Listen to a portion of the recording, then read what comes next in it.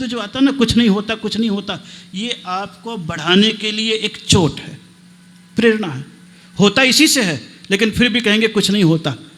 होता है, लेकिन जिस कारण से होता है उस कारण को अभी तुम स्वीकार नहीं कर पा रहे हो। इसीलिए यहां पर कह दिया है सत्य, बिल्कुल ये सिद्धांत है पाने के, ये मार्ग है। और मार्ग जो होता है सत्संग के पास होता है, उस पथ पर इंसान आगे बढ़ जाता है, तभी उस सत्य की प्राप्ति होने लगती है। ये तो संसार में तो 3 प्रकार के लोग हैं। एक तो वो होते हैं जिनको सत्य से लेना भी है और सत्य को देना भी है। एक ये होते हैं जिनको सत्य देना तो होता है लेकिन उससे लेना कुछ भी नहीं होता है। और एक वो होते हैं जिनको सत्य से न लेना है और ना देना है। 3 प्रकार के ही लोग मिलेंगे आपको। हम हैं, साधु हैं, शास्त्र का उपदेश दे रहे हैं, आचरण का पालन कर रहे हैं, तो मुझे सत्य को लेना भी है और सत्य को देना भी है, क्योंकि अनुभव को सत्य कहता हूं। उस अनुभव के मार्ग पर, उस मोक्ष के मार्ग पर, उस मोक्ष की अनुभूति, आत्मा की अनुभूति करने के लिए सारा बाह्य परिग्रह छोड़ रहे हैं, भीतर की कसाय का विसर्जन कर रहे हैं, ताकि सत्य मुझे भी मिले और सत्य तुम्हें भी देने की चेष्टा।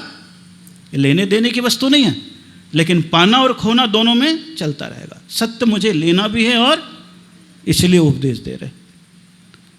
बोले दूसरे नंबर पर वक्ता केवल होते हैं, समझ लो आप पंडित। इनको सत्य को देना तो है लेकिन लेना नहीं है। आपसे जब भी उपदेश कहेंगे तो क्या कहेंगे? संयम का, तप का, शास्त्र का, मोक्ष का, सबको उपदेश ही देंगे। लेकिन उनसे पूछ लो तुम कब ले रहे नमोस्तु महाराज, इसके अलावा कुछ नहीं हो सकता। सत्य को देना तो है लेकिन लेना नहीं है। इनके जीवन का वही क्रम है, सत्य को ही दे रहे हैं, शास्त्र को ही दे रहे हैं, लेकिन आखिरी में क्या होगा? बस वही होगा जो होना चाहिए। वो जीवन का सत्य वही है। इसलिए इन्हें सत्य देना तो है लेकिन लेना नहीं है। साधु को लेना भी है और देना भी है। तीसरे नंबर पर आपका नंबर है। बोले सत्य से लेना है ना देना है, बस जो चल रहा है चलने दो, टाइम पास। कौन सा पास हो रहा है? Time pass. जिंदगी केवल गुजर रही है उस बस की यात्रा के समान कि चल तो तुम रहे हो लेकिन दिख रहा है पेड़ भाग रहा, सड़क भाग रही, और चल कौन रहा है? चल कौन रहा है? खुद चल रहे हो लेकिन दिखता क्या है? बस ऐसी तुम्हारा जीवन छूट हो कुछ रहा है, दिख कुछ रहा। इसलिए तुम्हें ना लेना है और ना देना है। महावीर कह रहे जिसको लेना देना नहीं है तो कुछ फर्क पड़ने वाला जिंदगी में नहीं है। आपको सब सच मालूम है कि शरीर नाशवान है, लेकिन कभी मानते हो नहीं। 1000 मुर्दे को जलाने के लिए भी चले जाते हो, लेकिन कहीं सच को जानते हुए भी महसूस करते हो? ताश के महल के समान है जीवन, जानते हो कि नहीं? लेकिन कभी एहसास कर पाते हो कि एक दिन मैं भी चला जाऊंगा, एक दिन मेरी भी ऐसी दशा होगी? बोले महाराज ये सब कोई भाव ही नहीं आते हैं, बस जिस समय काम हुआ उस समय निपटा दिया, उसके उपरांत भाई हेलो, अरे यार बहुत देर हो गया, अभी तक तो फूका भी नहीं। क्या बोलोगे? अभी तक तो फूका भी नहीं। तुम्हें भागने की जल्दी रह जाएगी। सच है कि एक दिन मुझे भी यहीं पर। इसलिए महावीर कहते शरीर के तल पर जीने वाला झूठ में जीता है और आत्मा के तल पर जीने वाला सच में जीता। और झूठ जलने वाला है, नाशवान है, और तुम नाशवान के पीछे भाग रहे हो। इन सब से बचने के लिए वही सूत्र वापस कह दिया। तत्वार सूत्र में सूत्र आ जाता है कि सत्य को तुम्हें पाना है तो व्यवहारिक रूपों में ये बचते चले जाओ। क्रोध, लोभ, भीरुत्व, हास्य, प्रत्याख्यानानुवीच भाषणम च पंच। तत्वार सूत्र में कह दिया अगर सत्य को पाना है तो 5 सूत्रों को तुम्हें थोड़े से अपनाने पड़ेंगे, जो इसी पर्युषण पर्व में आ रहा है। क्रोध का त्याग। किसका त्याग? क्रोधी व्यक्ति सच नहीं बोलता। बकता है वो, तो क्या करता है? बकता है? अगर माँ को भी क्रोध आ जाए बच्चे के प्रति तो उस समय भी क्रोध में कह लेते तो पैदा होते ही मर जाता तो अच्छा था, क्रोध में बोल लेती है। लेकिन अगर कहीं वही छोटा बच्चा जा करके थोड़ा सा लुढ़क जाए, फिर अपना काम छोड़ करके वहीं भागेगी, वही सेवा करने लग जाएगी। गुस्से में बोला तो है, लेकिन उसके मुख में तो है, मन में नहीं है। किस में नहीं है? लेकिन क्रोध में बोल रहा है। किस में बोल रहा है? क्रोध में। बकबक मत कर, जिंदा गाड़ दूंगा। क्या बोलते हो? महावीर कह रहे झूठ बोल रहा है, बिना मतलब के झूठ बोल रहा है। और झूठ बोल करके तू एक दूसरे में कषाय पैदा कर रहा है। तू कर नहीं सकता, पिन भी तो चुभो नहीं सकता, हाथ भी तो लगा नहीं सकता, लेकिन क्या बोल रहा है? एक पंचेंद्रिय की हत्या करने के शब्द तुमने उच्चारण, और बिना मतलब के, कोई लेना नहीं और कोई। लेकिन किसने बोल दिया ये? किसने बोल दिया? क्रोध ने। किसने बोल दिया? क्रोध ने बोल दिया। 7 जन्म तक पीछा नहीं छोड़ूंगा।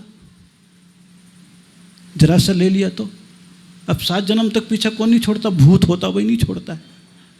इंसान तो इसी जन्म में पीछा छुड़ाना चाहता, भूत प्रेत ही लंबे समय तक।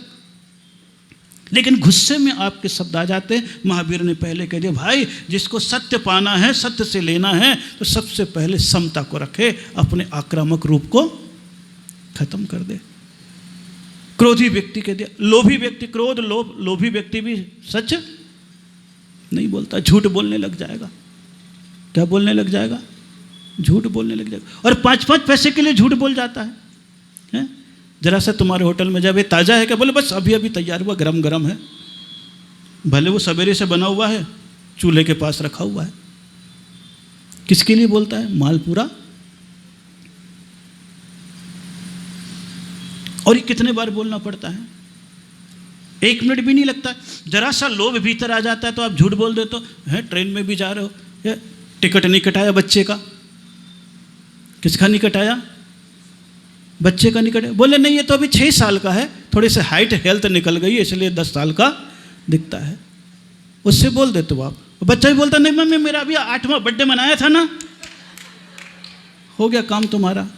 सब समझ जाता है। कितने का लोभ होगा? 100 रुपए का, 50 रुपए का। और ये बुलवाता है आपसे।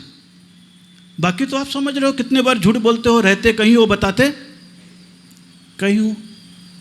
ये मोबाइल ने आपको सबसे ज़्यादा, आपको क्या लगता है केवल मुंह का आइल निकाले उसका नाम ही तो मोबाइल है? मोबाइल किसे कह रहे हो? जो निकाले मुंह का आइल उसका नाम है मोबाइल। मुंह का तेल निकाल देता है झूठ बुलवा बुलवा करके।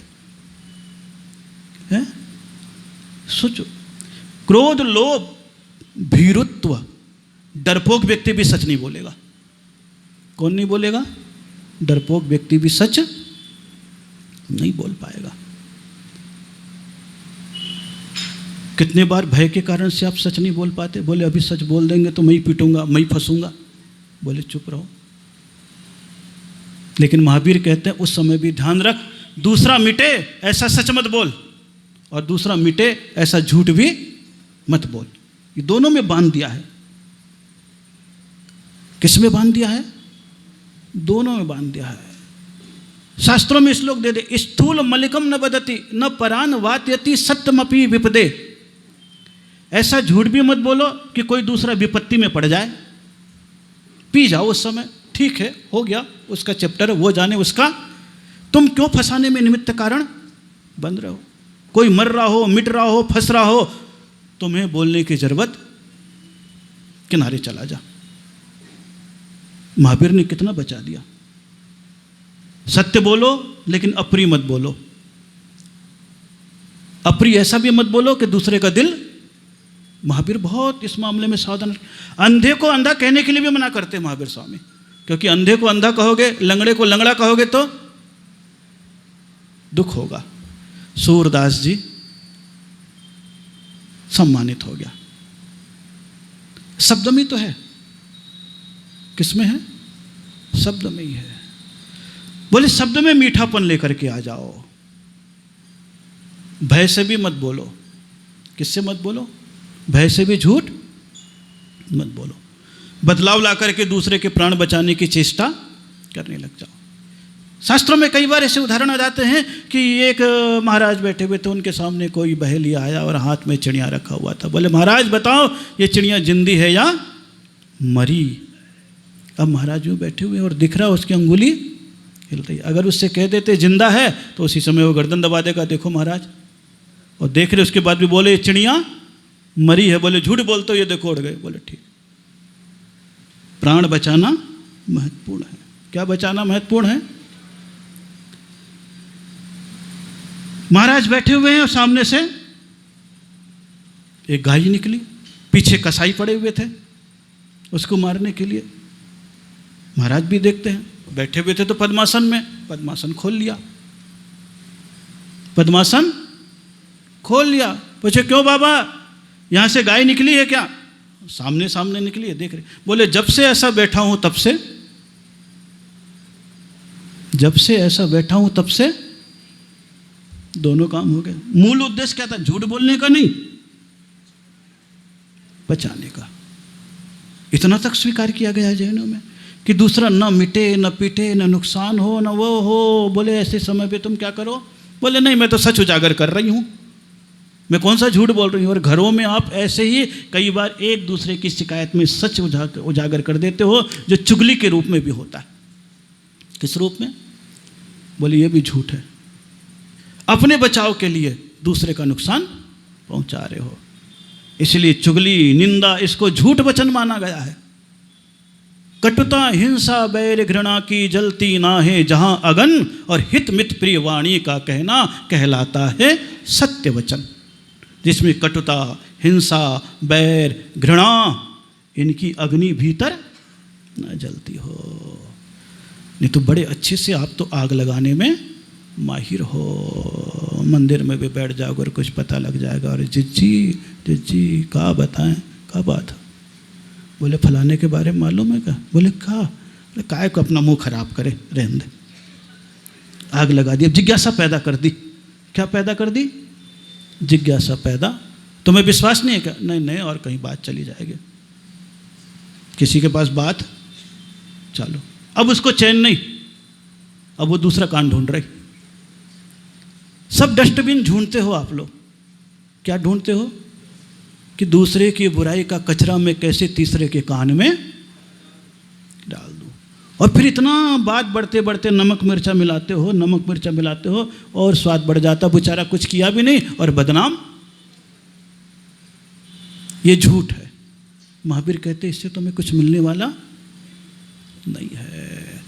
नहीं तो चुगलखोर चुगली करे, सौ जूता खाए और अगले जन्म कुत्ता बने, भोंक भोंक मर जाए। इधर की बात उधर करने वाला कुत्ते की जिंदगी बिना कारण के भोंकता है। कुत्ता कैसा होता है? बिना कारण के भोंकता है।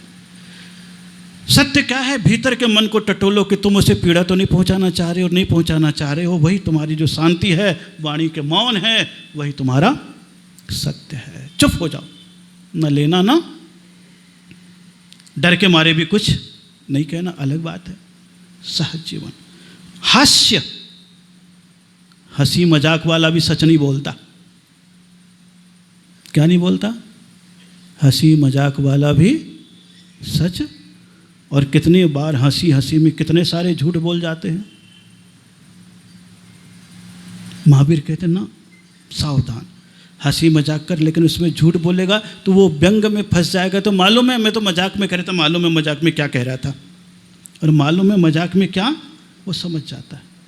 हास्य में भी बांध दिया और अंत में कह दिया अनवीची भाषणम। जो बोलना है, अगर तू उपदेश भी दे रहा है तो शास्त्र के अनुसार बोल, इधर उधर का। इतनी सारी चीज़ें तुम्हारे पास आ जाएगी तो तुम्हारे सत्य का अनुभव होने लगेगा। नहीं तो एक झूठ भी होगा तो सारा तुम्हारे जिंदगी का सत्य। कई बार सुनते रहते ना आप लोग, भैया क्या दुर्गुण है तुम में? चोरी करते हो? बोले नहीं। शराब पीते हो? बोले नहीं। वेश्या सेवन करते हो? बोले नहीं। किसी दूसरे का धन लूटा है? बोले नहीं। झूठ बोलते हो? बोले हाँ। जहां झूठ बोला एक, उसका पिछली सारी बातें, पिछली सारी बातें। इसलिए झूठ को मूठ कहा गया है। मूठ समझते हो ना, दूसरे को मारने के लिए जो प्रयोग किया जाता है, दूसरे को मारने के लिए जो प्रयोग किया जाता है उसे मूठ कहते हैं। तो झूठ मूठ है। इसलिए आप क्या बोलते हो? झूठ मूठ बोल रहा, सच नहीं है, लेकिन दूसरे को मारने के लिए, मिटाने के लिए वो कितनी सारी चीज़ें दे दी।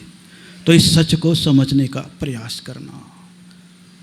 ये सब चीज़ें छोटी होगी झूठ की, लेकिन पूरे जीवन को जला देगी। एक चिंगारी है, बीड़ी पीता हुआ कोई व्यक्ति जंगल में बीड़ी छोड़ देता है, फेंक देता है, तो पूरा जंगल भी, तो झूठ एक बार किसी की तरफ फेंक दो तो पूरा वातावरण ही जल जाता है। मना किया गया है। क्या किया गया है? मना किया है। शास्त्रों में कहा गया है, अड़म थोवम वड़म थोवम अग्गी थोवम असच्च थोवम च।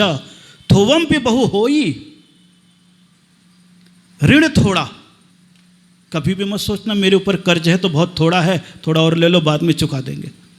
ऋण को थोड़ा समझने वाला जिंदगी भर पछताता है, बोझ पे बोझ चढ़ता चला जाता है, फिर दुश्मनी की दीवार भी खड़ी कर लेता है, विश्वास भी खो देता है। और झूठे व्यक्ति ने सबसे पहले विश्वास खोता है, और एक बार विश्वास खो गया, इज्जत खो गई। इज्जत खो गई, समाज में तुम्हारी मान्यता अपने आप ही गड़बड़ हो जाती है।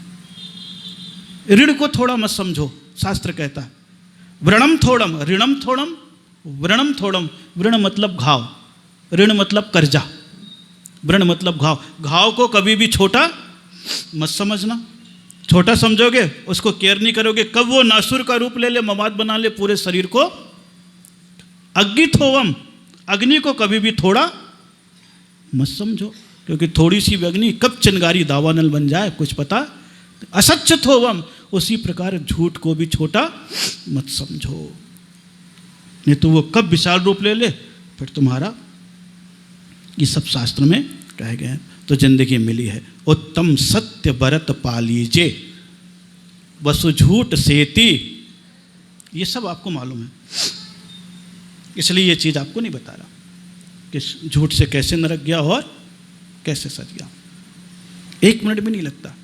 इतना बड़ा महाभारत में भी देख लो, द्रोणाचार्य ने क्या कहता, अश्वत्थामा हरो नरो व कुंजरो, उसके बीच में ही शंख फूंक दिया।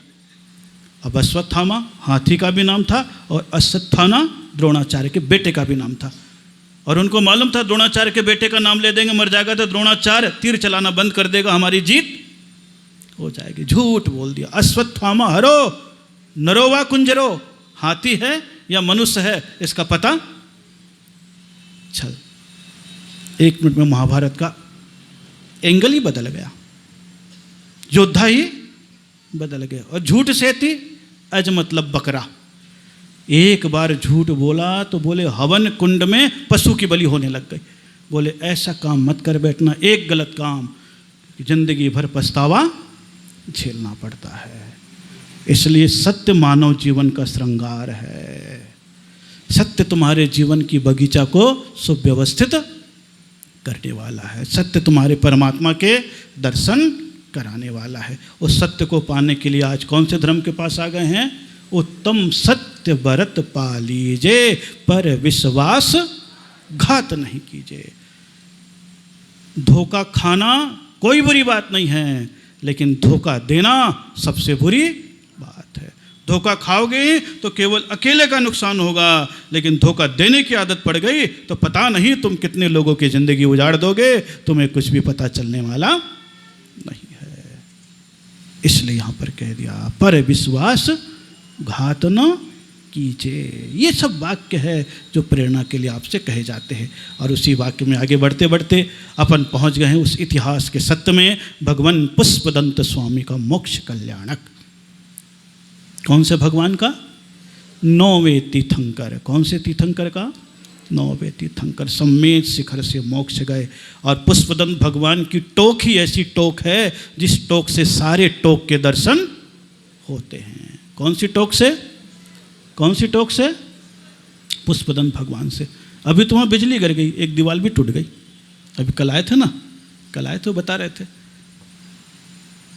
बोले महाराज जी वहाँ तो अभी फिर बिजली गिरी। फिर तो वहाँ गिरती रहती है, मिटता रहता है और बनता रहता, लेकिन टोक का नुकसान नहीं हुआ, किनारे किनारे टूटा। हम भी जब चौमासे में थे तो शीतलनाथ भगवान की टोक पे गिरी थी। अब तो तड़िक चालक यंत्र भी लग गया। जब मैं वहाँ पर शिखर जी में गया, पुष्पदंत भगवान का टोक, तो वहाँ पे पारसनाथ भगवान का एक जिनाला है और एक पुष्पदंत भगवान का जिनाला है कि नहीं है? तो 13पंथी कोठी बोलते वो पुष्पदंत भगवान का जिनाला है, और 20पंथी कोठी बोलते वो पारसनाथ भगवान का जिनाला है। मैंने उस समय पूछा भैया पुष्पदंत भगवान को मूल नायक क्यों बनाया यहाँ पर? बोले पुष्पदंत भगवान के टोक से सबके दर्शन होते हैं, इसलिए यहाँ पर पुष्पदंत भगवान की प्रतिमा विराजमान की है। उधर पारसनाथ की करिए, इधर आज पुष्पदंत भगवान का टोक, निर्माण लड्डू। फिर से आप आगे, अभी वासुपूज्य का फिर आएगा। कौन से भगवान का आएगा? वासुपूज्य भगवान का आएगा। बीच में शीतलनाथ भगवान का तो बाद में आएगा, आपके मोहल्ले में आने वाला नहीं है। कौन से मोहल्ले में आएगा? नस्या जी के आसपास कहीं पर भी आएगा। सारी चीज़ों की सूचना दे दी गई है। सच है ये क्या है? सच है कि महाराज किधर जा रहे हैं? किधर जा रहे हैं? नस्या जी की ओर। किधर जा रहे हैं? ये सच है कि नहीं है? और ये सच है कि वहाँ पर विधान भी होने वाला, हो रहा है नहीं, होने वाला है कि नहीं? तो होने वाला है। उसके लिए आपको बता भी दिया कि विधान में आपको बैठना है। और उसके उपरांत भी आपको सूचना दे दी गई कि पर्युषण पर्व के अवसर पर बम्पर छूट, 50% छूट, 11,000 का 5,000 में। क्या किया है? इंद्र इंद्राणी, दूर से जाओगे 10 दिन की पूरी व्यवस्था आपकी है, धोती दुपट्टा है, और वहां पर सवेरे विधान करोगे तो भोजन पानी है। सस्ता सुंदर टिकाऊ विज्ञापन करते कि नहीं? 5-6 नाम आ गए। आज सच का दिन, सच में आपको बैठना ही है, फटाफट नाम लिख लो। यह मत सोचो कोई धक्का दे, यह मत सोचो, बैठे हुए यहां पे आपको बैठना ही है। मैंने बता ही दिया, सेक्टर 8 में हो 29 समझ लो, और पूरे प्रताप नगर का मानते हो तो 50 एक कर लो, नहीं तो मैं तो 8 और 10 का ही मानूंगा ना। उसमें अभी तो 4 लोगों के नाम आए हैं। कितने आए हैं? अब बिना सोचे समझे बिल्कुल जाना ही, महाराज को भी जाना ही। वैसे भी तुम्हें आना पड़ेगा, नहीं आओगे तो तुम्हारी पोल खुलेगी, मेरी कुछ नहीं खुलने वाली, मेरा कुछ नहीं जाना, कुछ भी नहीं जाना। अपने आप में सोच लो, 1 मिनट भी नहीं लगे, ओ लो भाई जी, तो ये लो, बैठने वाले हैं। 29 नाम यूँ आ गए, उससे ज़्यादा बढ़ गए। जब बैठोगे देखोगे तो पता लगेगा, जब पूछेंगे भाई कहाँ के हैं, क्या? मैं सेक्टर 8 का पूछूंगा, प्रताप नगर क्यों पूछूं? उसके बाद फिर पूछूंगा, अब पूरे बस के बताओ। जब पता लगा, समझ में आ जाएगा सच क्या है और झूठ। बता रहा हूं, सारी चीज़ों को आप समझ रहे हो क्या? सारी चीज़ों को समझ रहे हो। और बिल्कुल 51 में धोती दुपट्टा, आना जाना, और ऊपर से वहाँ पर विधान में बैठ रहे हो, तो सवेरे आप रहते ही हो, तो स्वाभाविक क्रम अपने आप ही बिना कहे। कल जब पूछे भाई कितने हो गए, बोले यार 29 तो हो ही गए, अब तो पता ही नहीं। 1 मिनट में यूँ हाथ करके और बैठना है ही, समय निकालना है ही। उसके लिए फालतू की मलहम पट्टी मत करवाओ। क्या मत करवाओ? ठेठ हिंदी में आ जाओ और तुरंत नाम लिखा दो कि हाँ भाई प्रताप नगर में तो अभी पर्युषण भी पूरा नहीं हुआ है और 29 लोग हैं, 2 नाम हो रहे हैं। बाकी जो भी इधर उधर बैठे हुए हैं, इधर उधर के लोग हैं, वो अपने आप ही अपना नाम लिखा देवे। सोचना आपको है। सुरेश कुमार जी आशा जी एक नाम हो रहा है, सब लिख लो, उसके बाद में बताते जाना। मनोलाल जी अपने आप ही यूँ कर दो खड़ा, जितने भी नहीं हैं, जी महाराज, 2 4 10 जो भी हैं, कम से कम तो मैंने बता दिए हैं आपको। कौन सा चौमासा है, कौन सा है? और 2.5 महीने में 29 जोड़े भी नहीं निकाल सका, तो मामला वो अभी नहीं कहूँगा, अभी 2-3 और है। ठोक ठाक के ठीक ठाक ना करना पड़े। महाराज हम ठीक ठाक हैं और फिट फाट होकर के वहाँ पहुँचेंगे, हो गया काम आपका, और कुछ भी नहीं है, कुछ भी नहीं है, स्वाभाविक रूप से। तो ये एक अवसर होता है कभी कभी। एक दुर्गालाल जी नेताजी का भी आ गया। अरे सब आएंगे, कमल जी सोगानी साहब का भी आ गया। सब आएंगे, अरे सब आएंगे। कहाँ गए? लिख गया ना, सारे मंडली अपने आप में सोच लो। कमल जी ने लिखा, गोनेर वाले कैलाश जी सेठी साहब का, सब अपने आप आएंगे। हाँ, कमल जी का, कमल जी जो सुबह सुबह गुरु भक्ति में भी रहते हैं, कमल जी पेपलिया वाले। जहाँ के मुझे तो कोई मतलब नहीं, मैं तो पूछूंगा अभी। आज तो पता लग गया 4-5 लिखा है, अभी 10 हो गए, 19 और हो जानी है 2-3 दिन में। चाहे ऐसे करो चाहे वैसे करो, करना तो करूँगा, ये आपका उत्साह बताएगा। पढ़ेगा मतलब पढ़ा हुआ तो बीमार आदमी रहता है, पढ़ा हुआ कौन रहता है? तो अपने आप ही सोच लो, 10 दिन 9 रात्रि और सिद्ध चक्र महामंडल विधान। फिर इसके बाद जो जहाँ पर बैठे हैं वो अपनी तैयारी कर रहे हैं, उनको भी खबर पहुँची कि भाई तुम जिस मंदिर में विधान पूजा कर रहे हो वहाँ पर संपर्क साथ करके अपना करते चले जाओ, बाकी तो आगे की क्रियाएं होने लगेगी। तो ये अपने आप में मन में सोच लीजिएगा, तो ये 10 विधान अपने आप ही हो जाएगा। जिन्होंने 5 उपवास किया है वो तो 5 उपवास स्वाभाविक रूप से कर ही रहे हैं, लेकिन कल से पता लगेगा 10 उपवास वाले कौन हैं। किससे पता लगेगा? कल से। जिन्होंने 5 उपवास किया है बहुत बहुत आशीर्वाद के पात्र हैं, क्योंकि बाकी चीज़ें तो आपके 29 तारीख को होनी है, पारणा वगैरह, बाकी तो गृहस्थ के जैसे क्रियाएं होती वो हो जाएगी।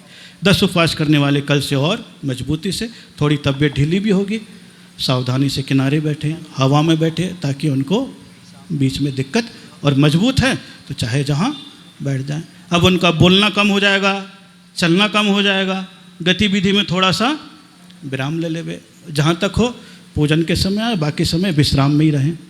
अपना जाप जितना ज़्यादा हो उतना ज़्यादा अच्छा।